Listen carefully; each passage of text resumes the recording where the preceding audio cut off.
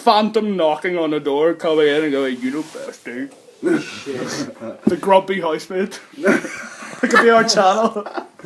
Just shit Phil says. She's like, oh yeah, we're cooking Christmas dinner. Oh yeah, Jesus, Phil. Go and knock. Listen to this. Right, cooking Christmas dinner. I'm there. Me and Lewis are in there grafting away, chopping veg, boiling the potatoes. But it's about been 20, half an hour. So we're like, right, where the fuck is Phil? He said he's gonna wrap his iPhones. Go into his room, knock the door.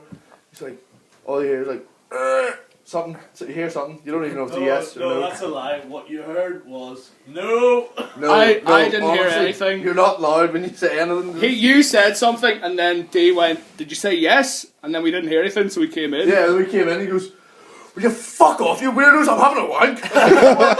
We said cooking the fucking dinner. We're literally like cooking the fucking Christmas dinner, and he goes in for a wank. I was trying to wake up. I was fucking dying. He's tending to the parsnip. Yeah. Parsnip.